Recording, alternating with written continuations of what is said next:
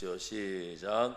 너희가 내 안에 거하고 내 말이 너희 안에 거하면 무엇이든지 원하는 대로 구하라. 그리하면 이루리라. 너희가 열매를 많이 맺으면 내 아버지께서 영광을 받으실 것이요 너희는 내 제자가 되리라. 아버지께서 나를 사랑하신 것 같이 나도 너희를 사랑하였으니 나의 사랑 안에 거하라. 내가 아버지의 계명을 지켜 그의 사랑 안에 거하는 것 같이 너희도 내 계명을 지키면 내 사랑 안에 거하리라. 내가 이것을 너희에게 이름은 내 기쁨이 너희 안에 있어 너희 기쁨을 충만하게 하려 함이라. 내 계명은 곧 내가 너희를 사랑한 것 같이 너희도 서로 사랑하라 하는 이것이니라. 아멘. 우리 다 같이 한번 고백합시다. 너희는 내 제자가 되리라. 한 번 더요. 너희는 내 제자가 되리라. 아멘. 본문의 말씀을 가지고 이 본문의 제목을 너희는 내 제자가 되리라 하는 말씀으로 같이 은혜를 나누고자 합니다. 우리가 하나님 앞에 예수를 믿으면 하나님의 자녀가 될 뿐만 아니라 예수님의 제자가 됐다 그러죠. 여러분 하나님의 자녀입니까? 또 예수님의 제자입니까? 그러면 언제나 이 15장 전체는 예수님이 포도나무고 너희는 가지라 하면서 그 포도나무 가지를 또 포도나무를 다 지키고 또 기르고 수확하는 농부가 아버지 하나님이라 이렇게 첫 서두부터 이야기하고 있습니다. 그래서 15장 1절에 보면 나는 참 포도나무요 내 아버지는 농부라. 그러면 포도나무에 붙어있는 가지들이 저와 여러분들이에요. 그래서 그 가지를 통해서 뭘 맺죠? 열매를 맺죠. 그래서 이 포도송이는 참 탐스러운 것이 얼마나 좋은지 몰라요. 또 요즘에는 계량종이 많이 나와서 그 계량종이 또 맛있게 이렇게 품종이 개발이 돼서 값도 많이 비싸졌어요. 그 말의 의미는 소중하다, 값어치가 있다, 또 맛도 있다, 이런 전체적인 내용을 포함하는 것이지만 성경은 이 예언의 말씀을 통해서 예수님의 제자는 축복된 삶을 누리게 되어 있다. 여러분 복 받았습니까? 어떤 복이요? 너무 많으니까 또 금방 헷갈리는 거예요. 가장 우선인 것은 내가 하나님의 자녀가 된 축복. 하나님의 자녀면 믿음 문제도 다 해결된 거죠. 구원의 문제도 해결된 거죠. 세상 살아가는 동안 육신이 먹고 마실 문제, 물론 우리가 노동력, 육신을 가지고 일을 해야 하지만 그러지 못한 순간에도 많이 있어서 저도 운전을 많이 하는 편이니까 운전하면서도 찬송을 듣고 기도를 하고 또 심지어 눈 뜨면서 하나님께 어떤 때는 주여 계속 주여를 부르면서 기도할 때도 있습니다. 눈 감으면 안 되잖아요. 운전할 때는 그렇죠. 그러면서 그 하나님의 은혜를 생각하면 하나님 마지막엔 꼭 이래요. 하나님 감사합니다. 함께 해주셔서 감사합니다. 그 일들이 멈추다가도 진행되게 하심을 감사하고 우리가 어떤 일이 또 안 되는 것 같은데 그 안 되는 순간은 잠깐 머물라 기다려라 하는 하나님의 응답의 사인임을 뒤늦게 깨달아요. 그래서 왜 안 될까 멈춰선 순간에는 주저주저하고 어떻게 할까 안절부절할 때가 많은데 나중에 깨달았게 되면 하나님이 그래서 멈추게 하셨구나 하고 자신을 돌아볼 수 있는 길을 열어주십니다. 왜요? 우리가 믿는 예수님이 말씀하셨어요. 예수께서 가라사대 내가 곧 그렇죠. 길이기 때문에. 그래서 예수 믿는 자는 어떤 길을 가든지 그 인생길이든 사업의 길이든 신앙의 길이든 어떤 길이든 예수를 믿으면 길 대신 예수님이 이미 그 길을 열어 놓으셨습니다. 그래서 믿음 가지고 한 걸음 한 걸음 나가시면 됩니다. 우리나라가 사통팔달이라 그러죠. 얼마나 도로들이 잘 나 있는지. 또 막힐 것 같으면 돈 내는 도로로 가면 돼요. 그러면 또 그 길이 얼마나 빨리 연결이 되는지 몰라요. 근데 그냥 그 값어치를 해야 되잖아요. 그렇죠? 일반 도로가 아니라 고속도로를 타게 되면 값어치를 지불하고서 통과를 해야 하듯이, 어떤 때는 저는 이 성경의 말씀을 준비하면서 너희가 내 제자가 되리라 할 때 우리가 주님 앞에 값을 치른 것이 있는가 물어보고 싶어요. 여러분 주님 앞에 값을 치렀어요? 아멘 하신 분이 딱 두 분이에요. 소리를 들리고 그냥 입만 할까 말까 망설이는 분도 계신데, 사실은 제가 보면 죄송하지만 저 자신도 값을 치른 게 없어요. 근데 희한합니다. 그 예수님이 믿어지는 겁니다. 내 마음의 문이 열리는 겁니다. 그리고 그 예수님이 내 심장, 내 안으로 들어오신 겁니다. 그래서 그 예수님 때문에 얼마나 감사한지. 예수께서 가라사대 길이요 진리요 생명이니 나로 말미암지 않고는 아버지께로 올 자가 없느니라 하는 말씀이 그냥 그대로 믿어지는 거예요. 그래서 어떤 경우는 믿습니다 하고 그 길을 막 가다가도 아까 말씀에 주저주저 할 때 앞뒤 상황이 다 막힌 것 같은 꽉 막힌 그런 상황이 펼쳐질 때도 잠시 머물면서 주저주저 하지만 하나님이 다시 그 길을 열어 주셨을 때 주여 감사합니다. 가게 하시니 감사합니다. 일이 되게 하시니 감사합니다. 성경은 이 일의 의미는 뭐냐? 15장 전체를 보게 되면 열매라는 말이 많이 나옵니다. 농부가 추수의 씨앗을 뿌리고 난 다음에 한참 지나서 가을에 거두는 것은 뭡니까? 열매지. 만약에 농부가 여긴 포도 농부 얘기가 나와 있지만 무슨 농부든지 간에 작물을 다 뿌려놓고 씨를 뿌려놓고 자라나서 마지막 거둘 때 열매가 없다면 얼마나 허탈하겠어요. 빈 껍데기라면 얼마나 괴롭겠어요. 그런데 단 한 번도 농부는 빈 껍데기가 맺힐 것에 대한 생각을 전혀 하지 않습니다. 왜요? 지금까지 해온 모든 추수의 마지막은 반드시 열매가 있었기 때문에, 작든지 크든지 반드시 열매가 있게 하셨습니다. 간혹가다 너무 많은 비가 오든지 아니면 너무 비가 안 와서 가뭄이 되면 농부들의 마음은 애간장이 탑니다. 왜?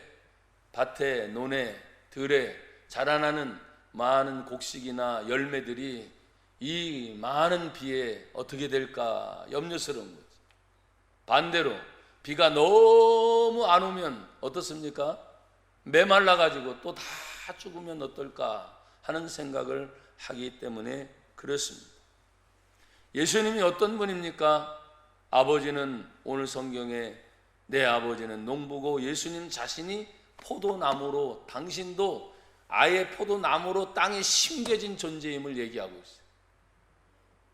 그 예수님 때문에 뻗어있는 가지와 같은 저와 여러분들이 중요하잖아요. 그 가지에 열매를 많이 맺으려면 줄기인 참 포도나무에서부터 모든 수액을 다 끌어 당겨서 먹어야 살지요. 왜? 자기가 살아야 열매를 많이 맺기 때문에. 사랑하는 여러분, 나나 여러분들이 예수를 믿음으로 말미암아 구원받은 거 확실합니까? 하나님의 자녀가 된 거 확실합니까? 그 믿음은 변함이 없습니다. 그래서 우리는 예수님의 제자로서 축복된 삶의 첫 번째가 뭐냐? 예수님 안에 거하고 그랬어요. 그리고 예수님의 말이 우리 안에 거하는 겁니다. 그래서 예수님이 어디 계세요? 물으면 성도들은 예수님이 내 안에 있어요 라고 항상 여기를 말합니다. 여기 있어요 하는 분도 가끔 있더라고요. 이해합니다. 그 아는 지식이니까. 뭐 어디에 있든 내 몸 안에 예수님이 계셔서 건들기만 하면 예수! 하나님! 감사합니다. 어려운 일이 있는 거 알아요. 힘든 일이 있는 거 알아요. 괴로운 일이 있는 거 알아요. 하지만 주님이 우리에게 말씀하시면서 우리에게 주신 축복의 통로는 막힌 것이 아니라 어려울 때도 기도의 길은 열려 있습니다. 힘들 때도 예배의 환경은 열려 있습니다. 그래서 뭐라고 말씀합니까? 오늘 성경 7절을 계속 읽다 보면 이런 말씀이 있어요. 너희가 내 안에 거하고 내 말이 너희 안에 거하면 무엇이든지 원하는 대로 구하라.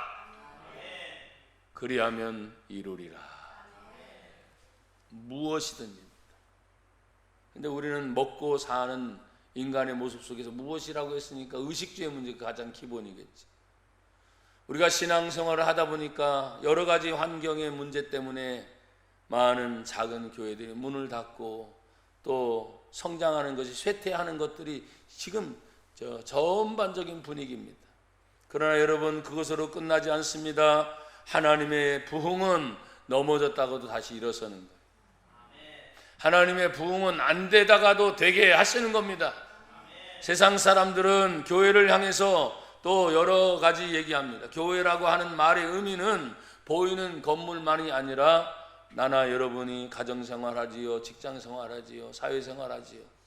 그러면서 대화를 나누다 보면 아, 교회 다니시네요, 이런 질문을 들을 때가 있을 거예요.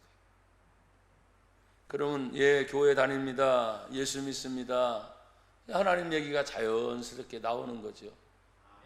그때 나나 여러분들은 항상 기억하십시오. 무엇이든지 원하는 대로 구하라. 그리하면 이루리라.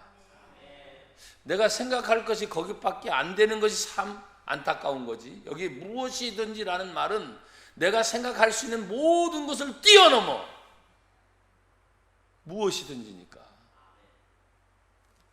주님이 듣고 이루어 주신다. 근데 언제 이루어진다는 말은 없어요. 그러니까 어떤 때는 조금 기다릴 수도 있어요. 또 어떤 때는 오래 조금 더 기다릴 수도 있어요. 문제는 뭡니까? 어떤 상황, 어떤 시간이어도 반드시 약속은 이루어진다. 이게 중요한 거예요. 사랑하는 여러분, 오늘도 저나 여러분들은 주님이 원하는 삶이 뭡니까? 포도나무이기 때문에 8절에 말씀합니다. 너희가 열매를 어떻게 맺으면? 크게 하세요. 너희가 열매를 어떻게 맺으면? 얼마나 좋아요, 이렇게 하니까. 너희가 열매를 많이 맺으면 내 아버지께서 영광을 받으실 것이요, 너희는 내 제자가 되리라.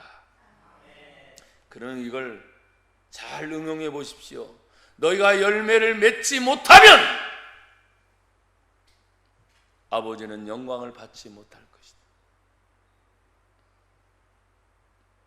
그리고 마지막 뒤에 너희는 내 제자가 되리라 했는데 열매가 없습니까? 내 제자가 되지 못하리라. 될 수 있어요, 없어요? 심각해지네, 얼굴들 표정이. 열매를 많이 맺으면, 열매를 많이 맺는 저나 여러분이 되기를 축복합니다. 여러분을 꾸중하려고 하는 게 아니에요. 내가 내 삶을, 여러분의 삶을 살아가면서 지금까지 하나님이 동행하시고 하나님의 자녀로서 해왔던 많은 일들을 이렇게 점검하다 보면, 야, 우리 집에 이런 일 하나님 은혜로 여기까지 왔구나.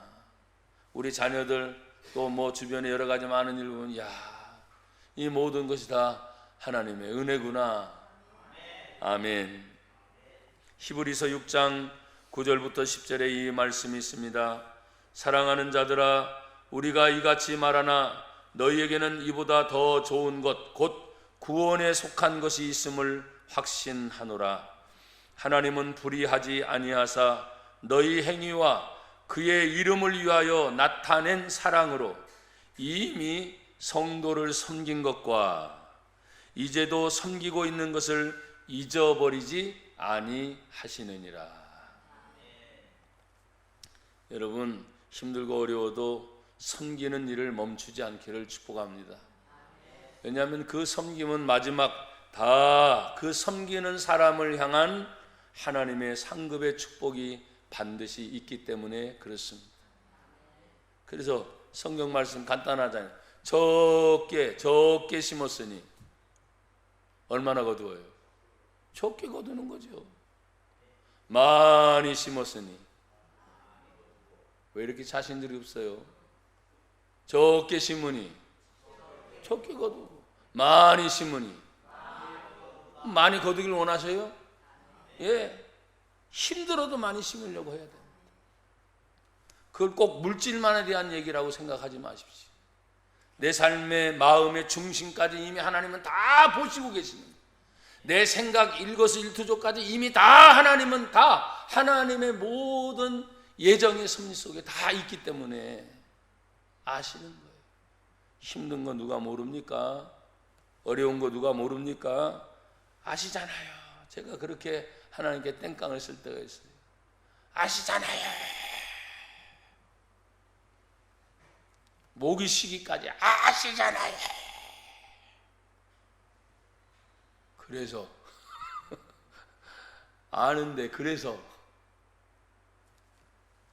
할 말이 없더라고요. 왜? 지금까지 살아온 모든 것들이 하나님의 은혜로 모든 것이 되었으니까. 성도들의 사랑으로 된 것이니까. 성도들의 헌신으로 된 것이니까. 나 혼자 된 것이 하나도 없는 거예요. 그렇구나. 그래서 하나님 감사합니다. 사랑하는 여러분, 여러분이 열매를 더 많이 맺기를 다시 한번 축복합니다. 예수님의 사랑 안에 거한다는 삶은 그런 무엇입니까? 오늘 성경 9절에는 이렇게 말씀해요. 아버지께서 나를 사랑하신 것 같이 나도 너희를 사랑하였으니 나의 사랑 안에 거하라. 성경에 하나님은 딱 한마디죠. 하나님은 사랑이시라. 또 어떤 때는 얄미운 것도 있고요, 속상한 것도 있고요, 괴로운 것도 있고요, 정말 화가 나는 경우도 있어요. 그런데 이 모든 것은 한마디로 그럼에도 불구하고 하나님은 사랑이시라. 그 사랑 안에서 하나님이 또 다시 너희도 사랑 안에 거하라고 말씀을 하고 있습니다. 아버지께서 나를 사랑하신 것 같이 나도 너희를 사랑하였으니 그러면 어떻게 해야 되냐? 하나님의 사랑 안에 거한다는 것은 딱 한 가지가 있습니다. 10절을 보면 내가 아버지의 뭘 지켜?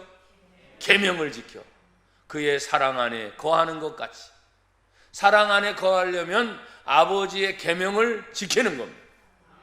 너희도 내 계명을 지키면 내 사랑 안에 거하리라. 하나님 사랑에 거하고 싶어요, 하나님의 사랑 받고 싶어요 하면은 오늘 아버지의 계명이 있습니다. 아버지는 사랑이시다. 하나님은 사랑이시다. 그러면 예수님이 또 말해요. 너희도, 예수님의 말씀이니까 너희도 내 계명을 지키면 내 사랑 안에 거하라. 예수님의 계명은 또 뭐겠어요?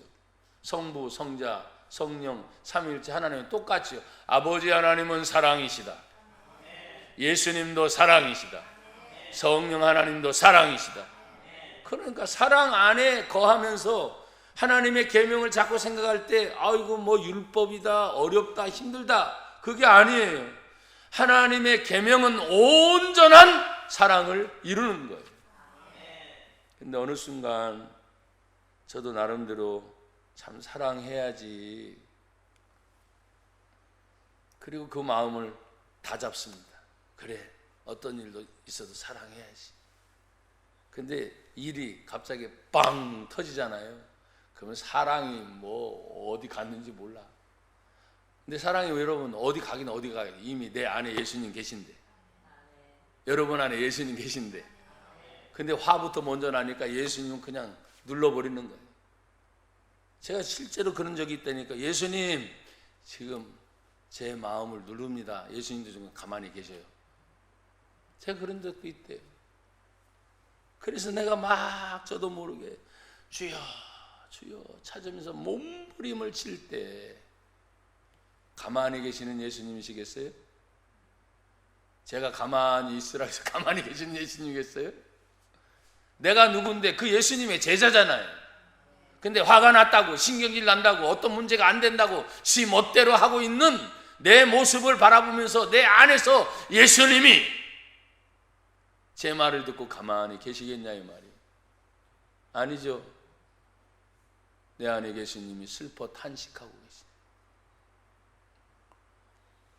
그렇게 따박따박 따지듯이 잘 알듯이 사람들은 말이죠, 손해보는 일들을 해요 안 해요? 안 하지요. 근데 나도 모르게 당하는 게 손해지요. 계산이 얼마나 철저한지 모릅니다.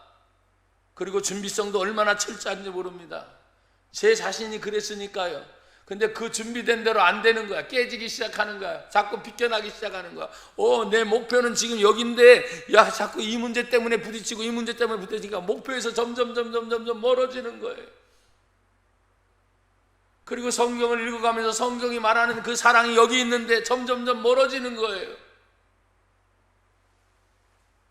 그런데 그 멀어짐이 멀리 있지 않았어요. 항상 내 주변에 가까운 데 있었어요.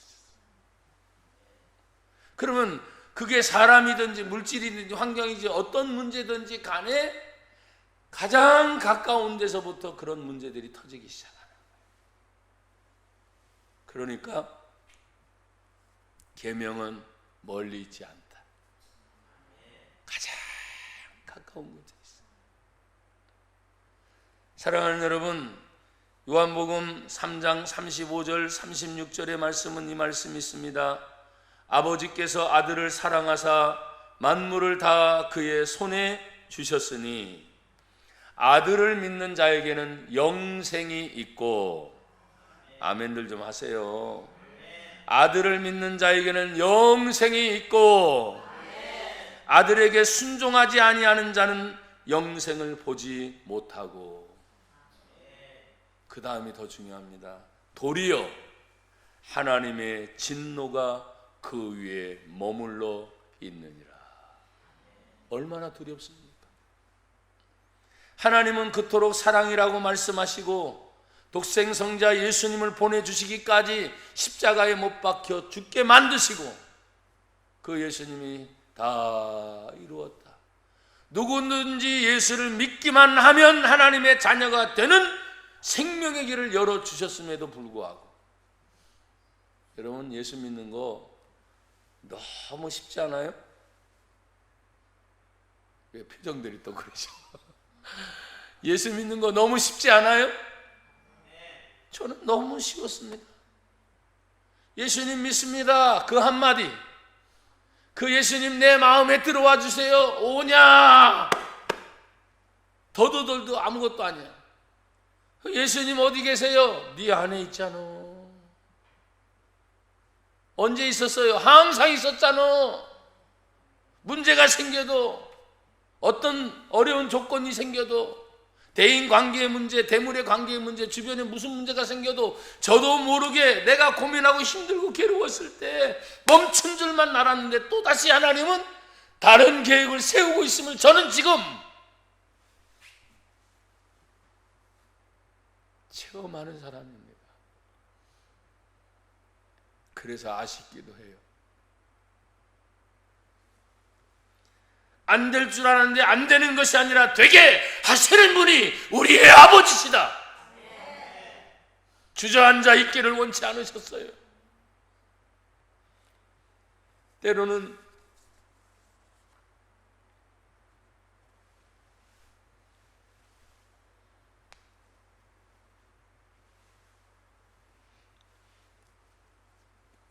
목사로서 이런 표현은 너무 죄송하지만 하고 싶지 않았어요.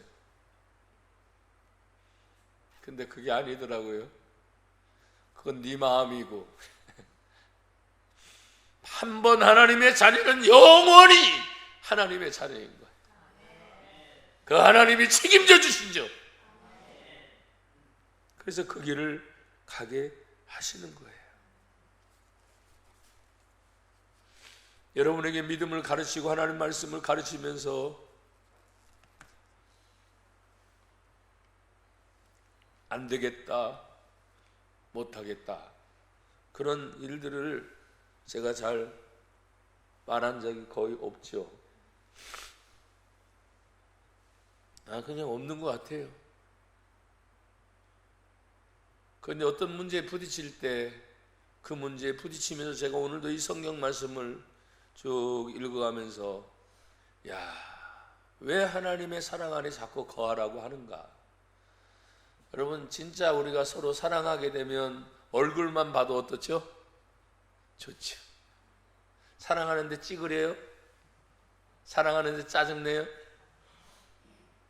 전혀 그렇지 않아요. 그냥 사랑하니까 그냥 보는 얼굴만 봐도 웃어지는 거예요. 쳐다만 봐도 좋은 거예요. 그게 진짜 사랑인 거지. 오늘 여기 분명히 말합니다. 그러면 좋아하고 웃어지는 게 뭐예요? 기쁨입니다. 기쁨. 그래서 오늘 11절에 보면 내가 이것을 너희에게 이름은 내 기쁨이 너희 안에 있어 너희 기쁨을 충만하게 하려 함이라. 여러분, 예수님 믿으면서 기쁨이 있어요?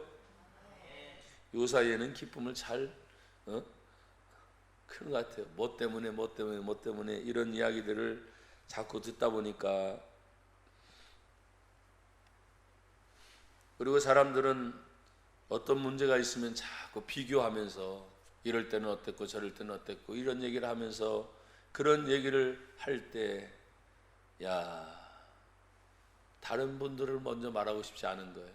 제가 그런 얘기를 들을 때 그렇구나, 내가 못했구나, 내가 좀 더 잘했으면 이런 이야기를 들을 필요도 없는데 내가 누구를 뭐라고 말할 것인가 하는 생각을 가질 때가 많아요. 하지만 언제나 하나님의 모든 말씀의 기준은 그분의 계명에 있습니다. 가장 기본적으로는 십계명이죠. 십계명. 구약 성경으로 말하면. 그런데 그 십계명을 딱 예수님은 두 가지로, 하나님을 사랑하라, 내 이웃을 사랑하라, 두 가지 계명으로 함축을 시키셨어요. 하나님의 그 사랑 안에 거하는 저나 여러분들이 어떤 일을 지금까지 사랑으로 베풀었어요, 나누었어요, 그래서 진정한 기쁨이 있었다면 여러분 잘 하신 겁니다. 아멘들도 안 나오네요. 그런데 사랑을 한 것 같은데 아쉬워. 뭔가 사랑을 한 것 같은데 뭔가 죄송해요, 이런 표현을 써서 찝찝해. 그러면 올바른 사랑이 안 된 거예요. 여러분, 정말 하나님의 은혜 안에 사랑하면 기쁨이 회복되기를 축복합니다. 그래서 다시 11절 제가 읽겠어요. 여러분과 같이 한 번 더 읽어요. 시작. 내가 이것을 너희에게 이름은 내 기쁨이 너희 안에 있어 너희 기쁨을 충만하게 하려 함이라. 아멘. 그래서 신앙생활 기쁨이 있어야 됩니다. 교회생활 기쁨이 있어야 돼요. 가정생활도 기쁨이 있어야 돼요. 직장생활도 기쁨이 있어야 돼요. 내가 어디에서 사회생활 누구를 만나든지 기쁨이 있어야 돼요. 근데 항상 보면 얼굴에 근심이 가득 차고 염려가 가득 찬 그런 모습을 바라보면서 사람들은 무슨 생각하겠어요? 그런 사람들은 죄송합니다, 내 안에 예수님이 계셔도 그 예수님을 믿으세요 못하죠. 내가 지금 우울해 있고 근심이 있고 염려가 있고 걱정이 있고 불안이 있는데 아이고 내 안에 예수님은 어떻게 얘기해요? 안 되는 거지. 그래서 오늘 성경 계속 사랑 안에 계명을 지키면 그 계명에 지킨 결과로 뭐가 찾아오는 거예요? 기쁨을 주신다는. 여러분의 삶에 기쁨이 있기를 다시 한번 축복합니다. 오늘 하나님께서 다시 한번 우리에게 말씀을 주셨어요. 12절, 내 계명은 그럼 뭐냐? 계명이 어려운 줄 알았는데 내 계명은 곧 내가 너희를 사랑한 것 같이 너희도 서로 사랑하라. 이게 계명이래. 쉬워요, 어려워요? 제일 많이 듣는 말이에요. 사랑하자, 사랑하자, 사랑하자. 근데 사랑하면서 그 뒤에 따라오는 공격이나 또 뭐 자꾸 이런 부딪히는 문제들이 자꾸 있을 때 이 말씀이 온전히 이루어지지 못하는 것이니까 사랑 이꼬로 계명입니다. 계명 딱 하면 일단 계명은 저는 느낌이 그렇습니다. 지켜야 되는데 무겁다. 하지만 내가 완전히 지켰을 때 그 계명은 너무나 가볍구나. 예수님이 우리에게 말씀하셨죠. 내가 너에게 부탁한 그 짐이 무거워요, 가벼워요? 가벼워요. 왜? 예수님이 무거운 짐을 다 지셨습니다. 그 짐은 다른 것이 아닙니다. 사명입니다. 성도의 사명이 있습니다. 저는 목사니까 목사의 사명이 있습니다. 그래서 그 일 때문에 예수 믿게 되는 거예요. 그리고 그 일을 위하여 사명을 감당합니다. 하나님의 부르심은 아무나 부르는 게 아니지. 또 성경에 찬송에 이런 말씀, 아무나 와도 좋소. 아무리 그렇게 얘기해도 예수 믿는 분들 많습니까? 우리나라가 통계상 이제 믿는 자의 숫자를 얘기하면서 세계적으로도 믿는 자가 참 많아졌다고 얘기하는데, 보십시오. 어떤 질병의 문제, 경제적인 문제, 환경의 문제가 막 터지기 시작하니까 교회 나왔던 사람들이 다 어떻게 해요? 흩어지는 거야. 그래서 어떤 데는 생각합니다. 진짜 예수 믿는 거 맞는가? 어쩔 수 없지요. 예, 저도 압니다. 어쩔 수 없는 상황이라는 걸 알아요. 그렇지만 그것이 절대적으로 필요한 것이라고 한다면 어쩔 수 없어도 사람들이 해내는 일들이 있어요, 없어요? 있어요. 먹는 문제 때문에, 사는 문제 때문에 일하는 거, 의식주의 문제를 해결하기 위해서 어떻게 하는 거. 예, 나쁘다는 얘기가 아닙니다. 절대적으로 필요한 것이죠. 그런데 의식주의 문제만큼 내가 하나님을 믿고 하나님의 자녀된 그 믿음이 의식주만 못하는가? 그렇게 질문을 던져보고 싶은 거예요. 저 영원한 영생의 축복을 약속받은 그 믿음, 이 세상 사는 70이요 80이요 강건하면 90이라 했는데 그것만큼도 못하는가? 영생 복락이잖아요, 우리는. 근데 목사님, 그건 죽어서 가는 일이고요, 이렇게 얘기를 해요. 그게 믿는 사람들이 하는 얘기입니까? 안 되는 말이에요. 이 현생의 삶이 믿음을 가지고 영원한 영생까지 이어진다는 거 잊어버리면 안 됩니다. 그래서 죄송해요. 우리 교회 성도들이 어쨌든 제가 부족하지만 메시지가 강하다는 이야기를 제가 많이 듣습니다. 강하면 뭐예요? 강한 게 중요한 게 아니에요. 그 메시지가 하나님 말씀으로 그 영혼들을 살려내는 것이 중요하지. 세게 누가 못합니까? 톤 높이면 센 말이 나오지. 사납게 누가 못합니까? 세게 말하면 사나워지죠. 그걸 몰라서 제가 소리를 높이는 겁니까? 마이크 시설이 나빠서요? 그게 아닌 거예요. 보면 안타까움, 그리고 성도들의 자리들이 다 기억이 되고 그 얼굴들이 다 떠오르게 되니까 주여, 그렇게 몸부림을 치는 거예요. 그러니 성경은 말씀하지 않습니까? 한 영혼이 온 천하보다 귀하다. 왜 그 말씀을 하셨겠어요? 이제 말씀은 다 맺었습니다. 12절에 내 계명은 곧 내가 너희를 사랑한 것 같이 너희도 서로 사랑하는 것이다. 베드로 사도는 이 말씀을 제가 인용하면서 4장 7절로부터 8절에 마지막 시대가 가까울 때 만물의 마지막이 가까웠으니 그러므로 너희는 정신을 차리고 근신하여 기도하라. 근신이 말과 행동을 조심해서 무엇보다도 뜨겁게 서로 사랑할지니 사랑은 허다한 죄를 덮느니라. 요즘에 막 들춰내잖아요. 근데 진짜 사랑이 임하면 허다한 죄, 용서받지 못할 죄도 허다한 모든 죄를 사랑이 덮어버린다는 거예요. 그래서 남 얘기할 필요 없습니다.